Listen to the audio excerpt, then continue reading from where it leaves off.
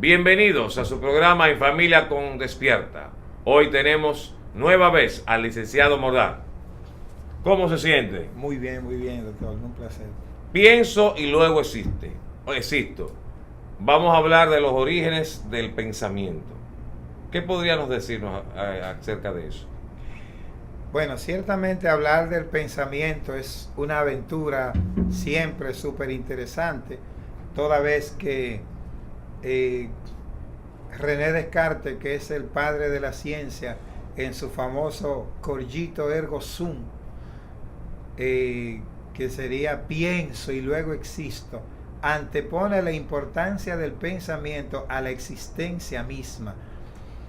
En ese sentido también decía el pasado director de la Real Academia Española de la Lengua, don Miguel de Unamuno, que solo escribe claro quien claro piensa, con vigor quien con vigor piensa, porque la lengua es el vestido transparente del pensamiento. Y el gran filósofo, esa gran estrella del pensamiento que escribiera el Tratatus Lógico y Filosófico, Ludwig Johann Wittgenstein, decía que los límites de mi lenguaje constituyen los límites de mi mundo, haciendo una alusión a que todo su mundo estaba constituido por lo que podía pensar, y que todo eso que podía pensar era lo que trazaba las pautas para lo que él podía expresar a través del lenguaje. Hablando de lo que es la importancia y el origen y evolución del pensamiento, necesariamente tenemos que remontarnos de manera formal a Tales de Mileto alrededor del año 800 a.C., por allá en la parte nororiental del mar Mediterráneo, es decir, el lugar que también se denominaba Jonia, que es donde se funda la primera escuela de filosofía, que también fue llamada la Escuela Jónica, fundada por Tales de Mileto. Es un lugar muy importante y que aglomera una cantidad de pensadores importantes para sentar las bases, por lo menos del pensamiento conocido a través de la historia, a través de las escrituras, porque ciertamente antes de eso las culturas que le precedieron, especialmente las culturas sumerias, la cultura de Mesopotamia, los hebreos, los semitas, ellos ciertamente pensaron con anterioridad, pero se registra ya a nivel de escuela formal a partir de Tales de Mileto en ese lugar, que tenía una importancia capital por la localización estratégica que tenía a nivel geográfico. En ese mismo lugar surge también el primer poeta, que es Homero, el poeta ciego, que escribiera las Ilíadas y la Odisea, de donde se nutre de dicha historia, se nutre la película de Troya y la película de la Odisea, justamente, y todos esos personajes como Aquiles, Agamenón, Menelao, los mirmidones de Aquiles, Héctor, París, y todo ese conglomerado que se da en la guerra de Troya. Tales de Mileto funda su escuela, y de dicha escuela surge Anaximandro y Anaxímenes, que fueron los discípulos de él que le sucedieron, y luego entonces se generan una serie de escuelas que se llaman, en el mundo de la filosofía se denominan como los presocráticos, haciendo una diferencia de lo que es la pauta o la transición entre el mito, que era el periodo donde se vivía de las interpretaciones que le daban los dioses en la mitología griega, donde existía el oráculo griego, que solamente cualquier información importante había que recibir, las decisiones importantes de parte de los dioses. Los dioses la comunicaban a través del oráculo, y el oráculo entonces tenía a Hermes, que es el padre de la comunicación y de la hermenéutica, porque mientras que los dioses se comunicaban en un lenguaje inexfable, entonces que no le era dado al hombre expresar, Hermes hacía las veces de traducir esos mensajes codificados por los dioses en su lenguaje inefable y lo descodificaba a los fines de que pudiera ser interesante e interpretado, entendido en el lenguaje humano. En tal sentido, de ahí se desprenden una serie de pensamientos y especialmente ellos se concentraron, todas las escuelas presocráticas, y ojo con esto, se llaman presocráticas no solo porque fueron antes de Sócrates, sino porque todos en conjunto se dedicaron a estudiar los cuatro principios, que era el fuego, el aire, el agua y la tierra, a lo que ellos le llamaban el arjé o el arché. El arjé porque ellos entendían que esa era la fuerza impulsadora del universo, la fuerza creadora, es decir, otra forma de llamar al Dios creador en el lenguaje y en el concepto griego de lo que ellos creían. Rompen en ese sentido ese periodo mitológico, el periodo del mito, y pasa entonces con Tales de Mileto, se inicia el tiempo de la razón, donde las personas comienzan a pensar, a descubrir, a analizar, a inquirir, a examinar, y es con eso que surge ya Tales de Mileto haciendo grandes aportes a lo que fue las matemáticas, uno de los padres de la matemática, la lógica, fue el primer la gente que estudia la cosa de la lluvia, que se me olvida el nombre, el meteorólogo, fue el primer meteorólogo, fue el primer agrónomo de la historia de la humanidad, Tales de Mileto. De tal manera y modo que digo que pensaban los antiguos a Tales de Mileto, porque a partir de que él tiene todo ese desarrollo, tanto en la agronomía como en la meteorología y en las matemáticas mismas, a partir de unos viajes que él hace a Egipto, a las culturas sumerias, Mesopotamia, donde al venir de allá, después de adquirir una serie de conocimientos, entonces amplía el conglomerado de conocimientos en su escuela, y entonces comienza el periodo de la razón, comienza a pensar, comienza a investigar, y es ahí donde entonces se inicia el periodo de los presocráticos, que todos, algunos estudiaban uno o dos de los elementos, algunos decían que era el agua, la dadora de la vida, o el arjé, el arché, el dador de todas las cosas, otros decían que era el fuego, otros decían que era el agua, otros que era el aire y otros que era la tierra. Algunos estudiaban 2, 3 e incluso los 4 elementos en conjunto, y por eso se llaman presocráticos, porque todos tenían, fueron antes de Sócrates en principio, pero todos tenían la misma cosmovisión de estudiar esos elementos de manera particular. Cuando hablamos del origen del pensamiento, a veces me queda plasmado en mi mente que el hombre se ha desarrollado, han pasado siglos tras siglos tras siglos, y sin embargo la parte humanista de ese pensamiento no se está llevando a cabo cuando tú ves, por ejemplo, que hay un conglomerado mundial o una población mundial que está ajena a tener los principales elementos para subsistir, como el agua, la vivienda, y tú ves poblaciones enteras del pensamiento que gobiernan los diferentes pueblos que no traspasan esa parte educacional a las bases más inferiores de la sociedad.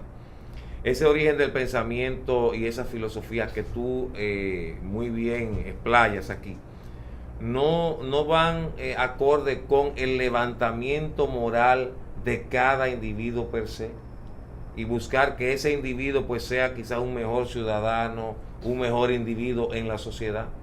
Porque ya que hablaste de Sócrates, que quiero que me desarrolle ese temita también, el método mayéutico creo que hizo él,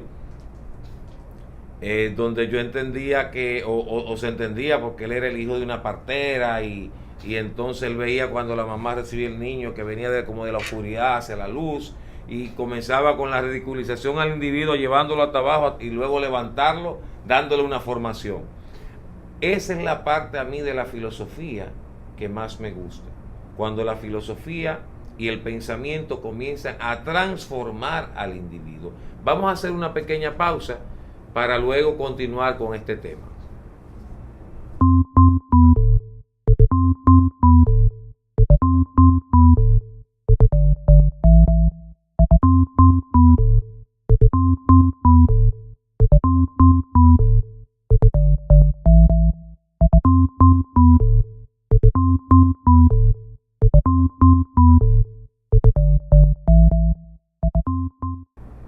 Continuamos.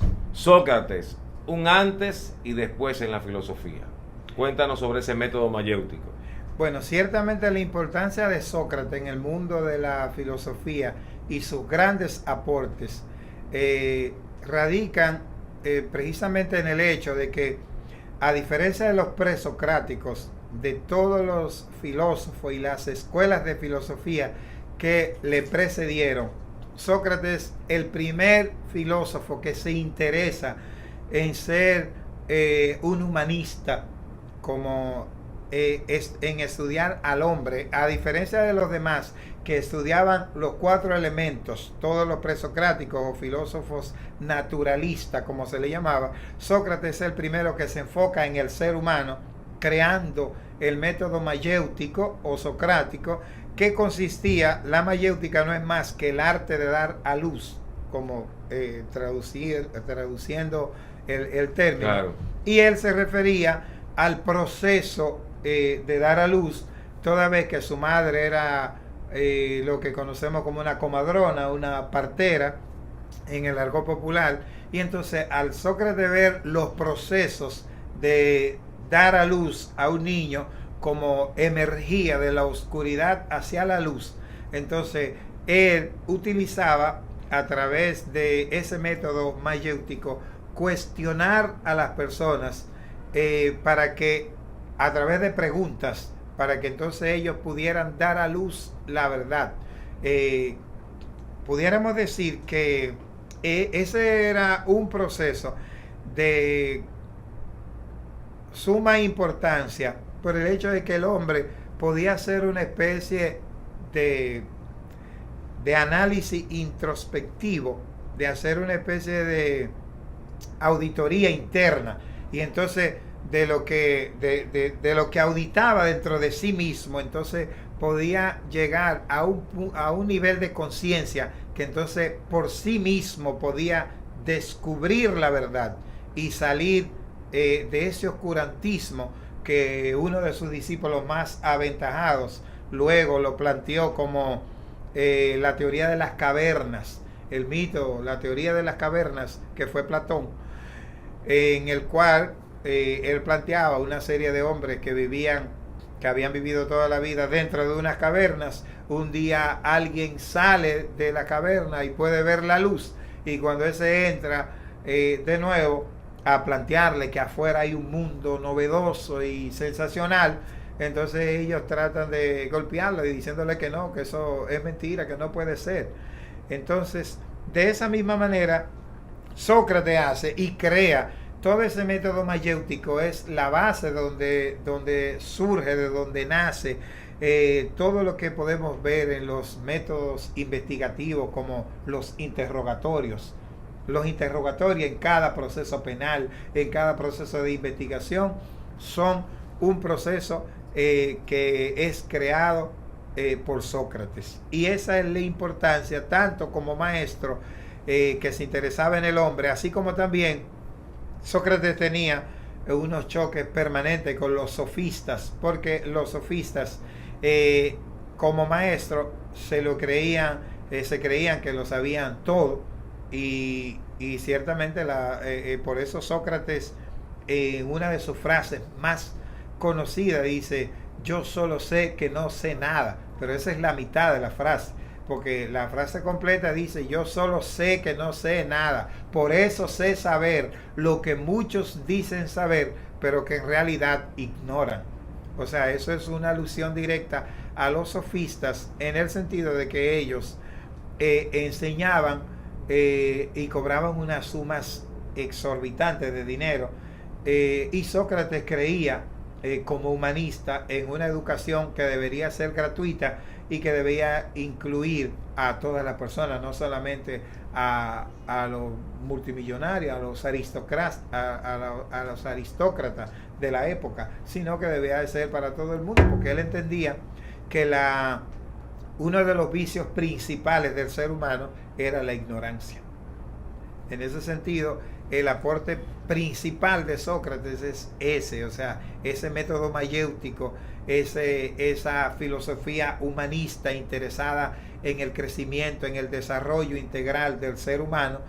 Y si bien Sócrates como maestro no escribió nada, algo típico de los grandes maestros de la historia clásica, luego sí tuvo una serie de discípulos que entonces fueron grandes lumbreras, como Platón y Aristóteles, los cuales, en el caso de Platón, fue el fundador de la academia, en honor a Cademos, un héroe legendario griego que la fundó en una colina de una montaña, y le llamó academia en honor a ese héroe griego que él admiraba.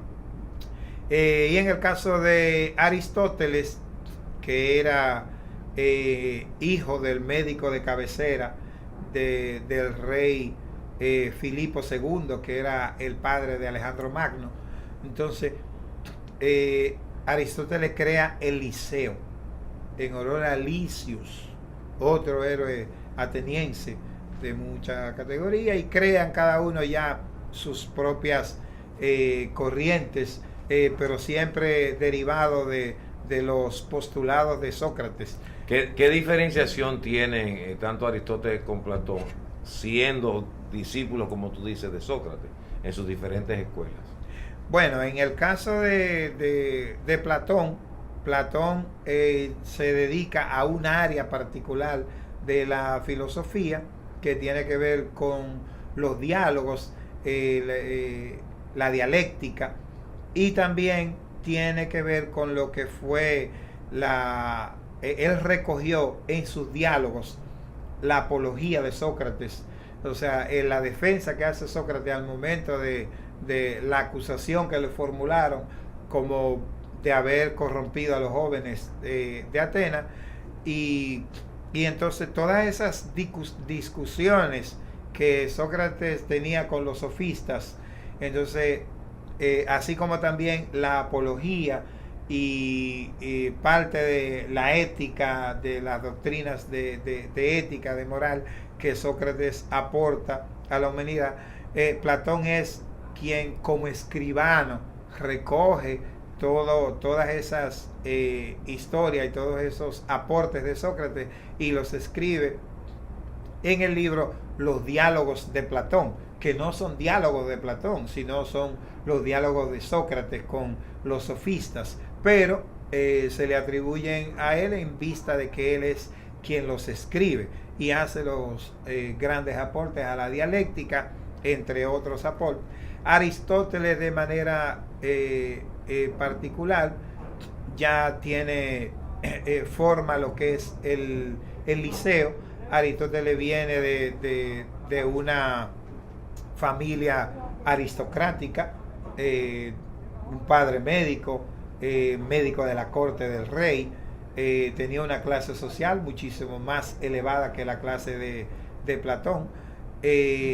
Platón era ateniense, pero Aristóteles era de Estagira, de otra ciudad, que no tenía esa, de alguna manera, el privilegio de ser ateniense como tal, que era la cuna, la capital del saber, de la filosofía y todo. Pero sí, naturalmente, tan pronto es acogido por Sócrates, automáticamente por el mismo Platón, naturalmente lo valoran porque la formación que traía Aristóteles por generaciones tenía una base muy, muy interesante.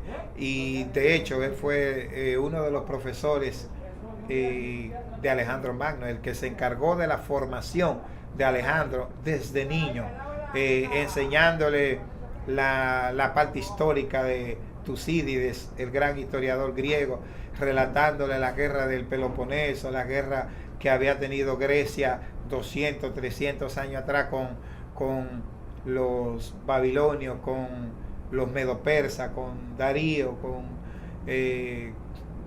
Ciro, Jerjes y Altajerjes, que fueron los 4 reyes principales del imperio, que siempre tuvo esos conflictos bélicos con Grecia, la guerra del Peloponeso, las guerras médicas, que son denominadas así.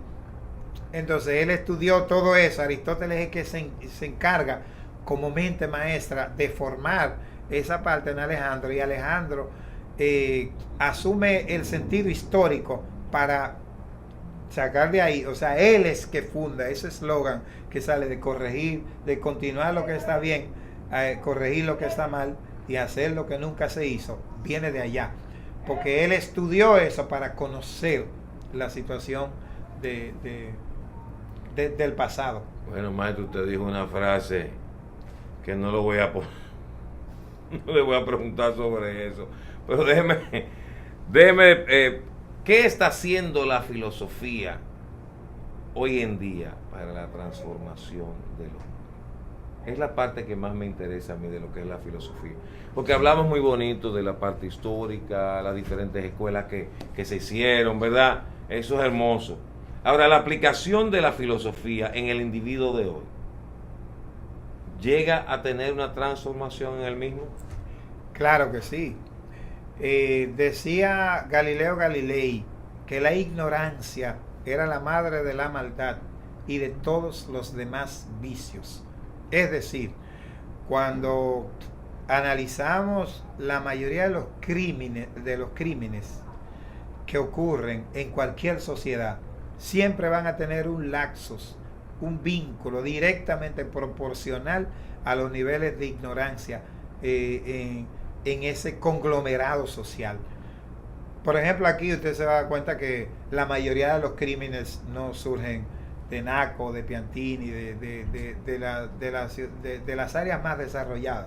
Eso no quiere decir en modo alguno que las personas adineradas no tengan una inclinación a cometer delitos. Eso te iba a interrumpir. De hecho, en el cable hay un programa que se llama Crímenes Millonarios. Sí, en Investigation Discovery. Exactamente. Sí, yo lo veo. Pero generalmente son excepciones. O sea, cuando comparamos y hacemos una comparación entre la mayoría de los crímenes, siempre van a estar vinculados las áreas que tienen menos acceso a la educación, a formarse. Y quizás las más deprimidas económicamente. Las más deprimidas, claro. Las personas que no tienen acceso, generalmente las personas que no tienen una responsabilidad familiar, que no tienen una responsabilidad social. Generalmente los índices fundamentales en crímenes no ocurren en personas que están casadas, que tienen una familia, que tienen una responsabilidad social, que estudiaron una carrera. Cuando se analiza el trasfondo, la casuística de la mayoría de los crímenes, siempre van a estar vinculados, en la mayoría de los casos, ninis. Los ninis son aquellos que jóvenes o adolescentes que ni trabajan ni estudian, ni alguien añadió, ni tienen oportunidad. En ese sentido, siempre van a estar vinculados en eso. ¿Cuál es el aporte de la filosofía? Bueno, que la filosofía primero enseña a la persona a pensar y le crea unos niveles de conciencia, es decir, le hace... le produce la facultad o el dominio de tener conocimiento de su entorno, cómo funciona, cómo se mueve. Y en tal sentido, entonces, ¿en qué se basa la filosofía? Porque es bueno definir para poder tener, porque muchas personas cuando escuchan el término filosofía, lo que entienden que es una persona que tiene facultades para envolver a alguien, o es a nivel de comunicacional.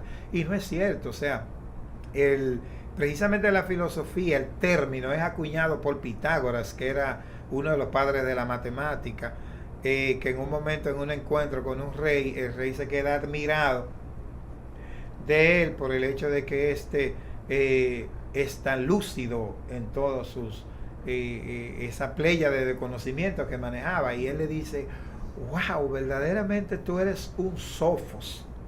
Pero sofos era la palabra griega para sabio, y de ahí se deriva el término sofista, y por eso los sofistas se creían que lo sabían todo, pero les rompe el parámetro de alguna manera Pitágoras cuando le dice: no, señor mío, yo no soy un sofos, yo solamente soy un filósofo. Un filo, amor, y sofía, sabiduría. Yo solamente soy un amante de la sabiduría. ¿Y qué es la filosofía? Bueno, la filosofía se puede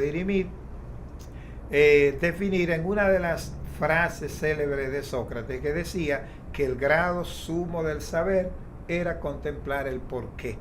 O sea, la filosofía no es más que esa inquietud que tenemos de niños, de preguntar, de cuestionar, de indagar, de investigar. ¿Quién es Dios? En un momento cualquier niño preguntaba: ¿quién es Dios? ¿Y quién es el papá de Dios? Y entonces, y una pregunta va generando otra pregunta. El hijo del doctor James Dobson en Estados Unidos, que es un psicólogo muy famoso, que es director y presidente, fundador del programa Enfoque a la Familia, él le preguntó en un momento: papi, ¿las lombrices bostezan? O sea, porque los niños siempre tienen curiosidades. Claro. Entonces, la filosofía se basa en eso. Naturalmente, perdemos en un momento de la vida, nos desconectamos de esa curiosidad de investigar, de cuestionar las cosas, pero la filosofía nos restaura eso. Es aquello que nos lleva a buscar la esencia de la sustancia, de la naturaleza de cada causa. Es decir, un niño que cuestiona, una persona que cuestiona, es alguien que no va a aceptar ningún tipo de enseñanza sin ningún tipo de objetividad. Siempre va a cuestionar y va a buscar las razones del por qué.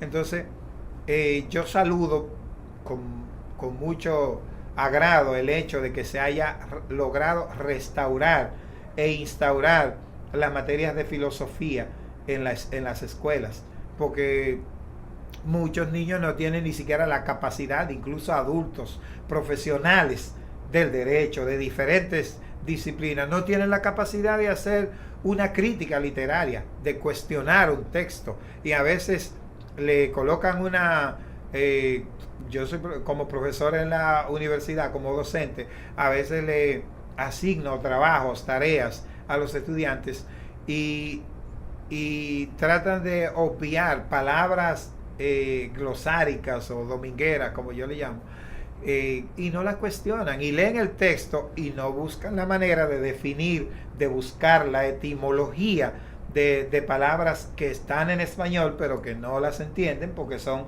palabras de origen, de etimología griega, de etimología latina, árabe, hebrea, etcétera, de algún idioma antiguo, y en vista de que no las cuestionan, no pueden tener un entendimiento claro del texto.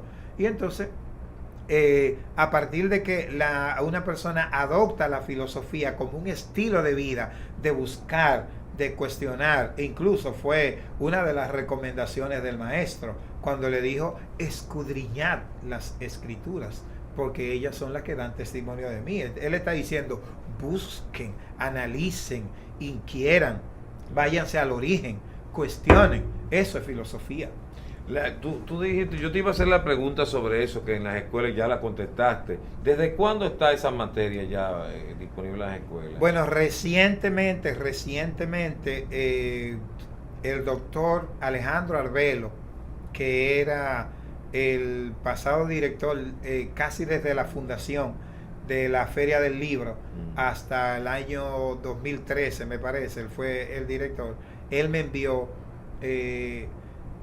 porque era un profesor de filosofía de la Universidad Autónoma de Santo Domingo, y una persona muy inquieta por la filosofía, me envió de manera personal la información donde se había logrado que en un momento nosotros, conjuntamente con un compañero, le propusimos desde nuestra organización ese planteamiento, y finalmente debe hacer como 2 meses que ya eso se... Wow, porque es verdad, hay que buscar cómo despertar el pensamiento de nuestros jóvenes, y el preguntarse los porqués es necesario para el desarrollo del individuo.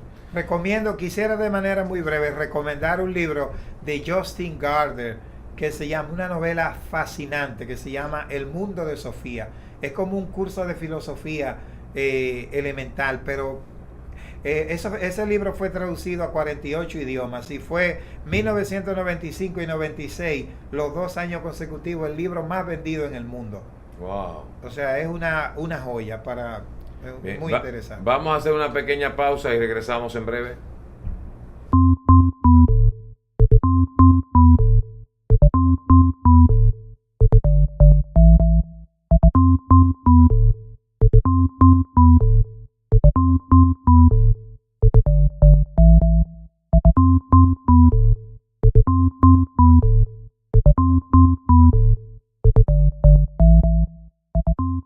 Seguimos. Después de Aristóteles y Platón, ¿qué pasó en esos siglos? Bueno, ciertamente a partir de Sócrates, Platón y Aristóteles nacen una serie de escuelas que tienen unos niveles de importancia capital. Algunas se denominan neoplatónicos. De esos neoplatónicos, la primera es la escuela cínica, que fue fundada por Antítenes, que a la vez fue discípulo de Sócrates, estudió a Platón, Aristóteles, y hizo un sincretismo de todas sus doctrinas. Y ese Antítenes, que fundó la escuela cínica, que se denomina cínic, de perro en griego, perro blanco, perro veloz. Antítenes a la vez recibe a un discípulo llamado Diógenes. Cuando se acerca, él era un poco escéptico. Entonces, cuando se acerca a Diógenes, solicitándole que sea, que lo acoja como su discípulo, Diógenes era hijo del banquero de su ciudad, de una persona muy adinerada. Entonces, Antítenes toma un palo para golpear a Diógenes y le dice: Diógenes, tómalo bien fuerte, porque ningún madero será lo suficientemente duro como para hacerme apartar de ti.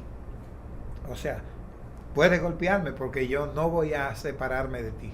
Yo, independientemente de lo que tú hagas, yo no me muevo de aquí porque yo quiero recibir tu instrucción, quiero ser tu discípulo. Y el tipo se da cuenta que está frente a un hombre que no es común, y le fascina esa expresión y esa actitud, y lo acoge como discípulo. Luego Diógenes de alguna manera lo supera. Los cínicos tenían la particularidad de que su doctrina consistía en rebelarse al orden establecido. Eran rebeldes a las leyes, vivían totalmente opuesto a lo que se vivía en la civilización. Vivían en las afueras de la ciudad, vivían como los animales, comían carne cruda, vivían como los perros. O sea, eran unos imitadores de los perros. Ellos decían: "Ven acá, se puede tener relaciones sexuales, es bueno. Sí, ¿y por qué yo tengo que hacerlo a escondida?". Y entonces tenían relaciones en las plazas, se masturbaban en las plazas públicas. Incluso Cleante, uno de los discípulos de Diógenes, en un momento con su novia le propuso matrimonio y lo consumaron en la plaza pública. Así, porque ellos eran unos rebeldes a las leyes, al sistema establecido. Eran una especie de hippies antiguos. Ellos, para que tenga idea de qué tan amplio es el término cínico, cuando alguien le dice, ay, pero qué cínico tú eres, la gente no tiene ni idea, en la mayoría de los casos, por lo que planteábamos ahorita, que la gente no le gusta cuestionar y buscar el origen de las cosas en la filosofía, porque un cínico, para ser iniciado en en la escuela cínica, primero, usted tenía que comer carne cruda de un muerto. Y tenía que comer, si se moría su padre, su madre, tenía que comérselo. Y si usted, muerto, o sea, el cadáver, esa era la práctica de los cínicos. Si usted no lo comía, ellos no lo obligaban, sencillamente se lo comían a usted. Era así. Otra cosa que tenían eran... Gracias a Dios que eso no sigue. Otra cosa que tenían los cínicos era que en sus fiestas las mujeres no eran de nadie. Todo el mundo podía tener su esposa y todo, pero al final ellos no tenían límite, vivían con la hermana, con la mamá, con la esposa del amigo, del compañero, del maestro, del discípulo, etcétera. Ahí era una verdadera batalla en cuanto a lo que era, no se respetaban límites. Ahí no había, era una escuela inmoral. Totalmente. Y revelados a lo que era la autoridad establecida. Ciertamente Diógenes fue una leyenda. Diógenes fue una persona que, independientemente de esa parte que se pudiera criticar como doctrina que yo tuviera, pero sí era un hombre extraordinario. Era una persona que hizo grandes aportes. Y bueno, la vida de Diógenes, hay un cuadro en la Capilla Sistina en Roma y en los grandes museos del Vaticano de Roma, que relata la historia de un momento. Diógenes fue uno de los maestros de Alejandro Magno, porque era un hombre extraordinario, le digo. Entonces, Alejandro un día, como en agradecimiento, fue a visitar a Diógenes porque vivía, como los animales, vivía en una cueva. Todo lo que Diógenes tenía, habiendo sido hijo de un banquero, de una persona prominente, todo lo que él tenía era una jícara como para tomar agua.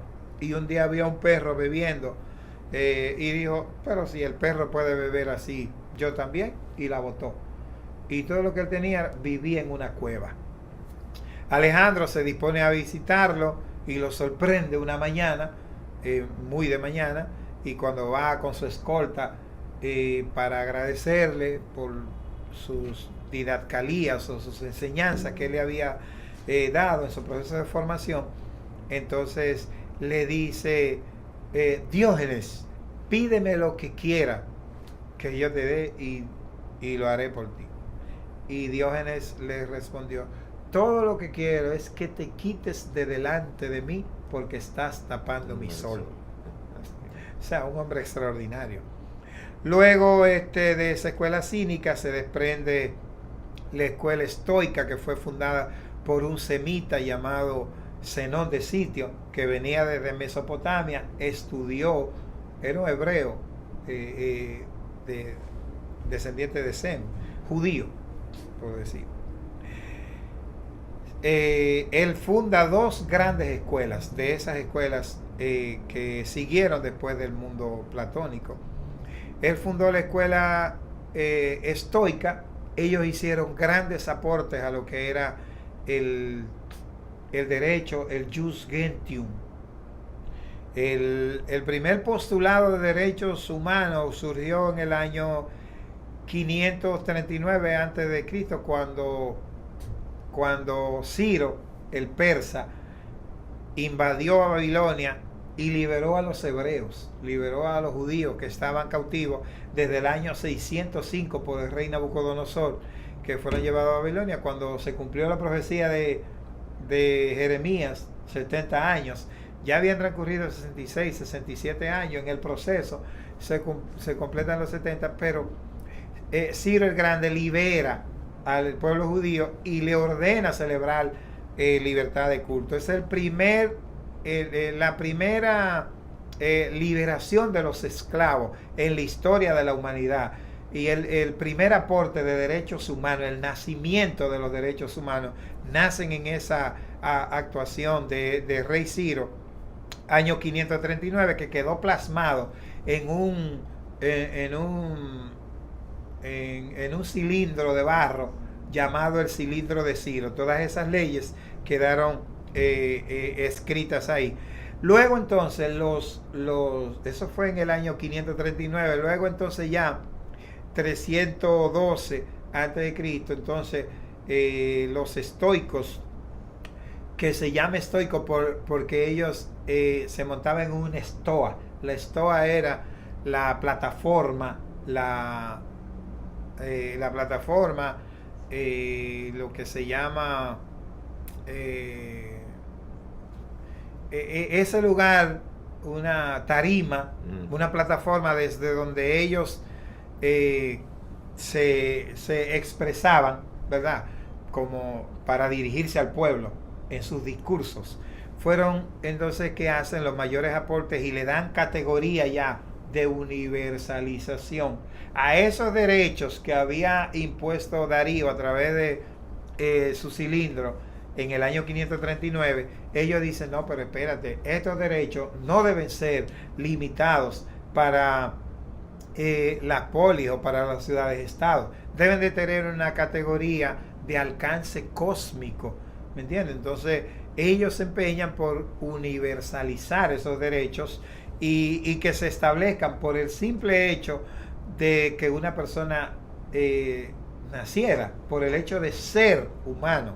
Entonces establecen el jus gentium, o el derecho de la gente, y además los mayores aportes a lo que es la argumentación jurídica. Esos son los estoicos. También funda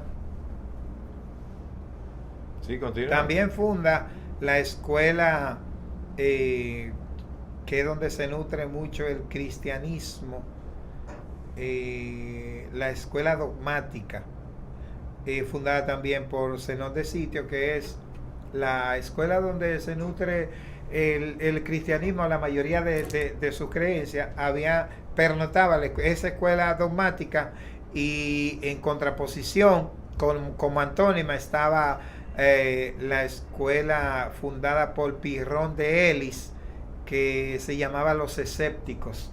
Eran dos extremos, porque la dogmática creía en todo sin ningún tipo de objetividad, sin cuestionar nada. Los escépticos no creían nada, al punto de que pasaba un carro rojo por ahí y ellos decían, eso no existe, eso no es cierto, porque ningún conocimiento que pueda ser percibido por los sentidos se le puede dar aquiescencia. Ellos dudaban todo, no creían en nada.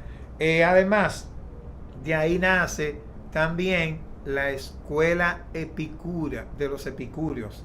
Los epicúreos era la escuela del jardín creada por Epicuro de Samos, que creían, fueron los primeros que le dieron participación a las mujeres y a los esclavos, porque el jardín significaba el jardín de la amistad. Ellos cultivaban mucho la amistad y eran hedonistas, porque creían, fueron los fundadores del hedonismo, porque creían y fundamentaban su doctrina en el hecho de que el placer era el bien supremo. Entonces, de ahí que Pablo dice, comamos y bebamos porque mañana moriremos. O sea, para ellos el concepto de vida plena significaba vivir de acuerdo al disfrute pleno del placer, de manera desenfrenada. Bien, lamentablemente ya llegamos a término, pero definitivamente tenemos que traer al profesor Moldán aquí.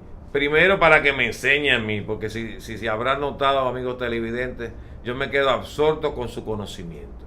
Gracias por acompañarnos en este programa. Nos veremos en el próximo.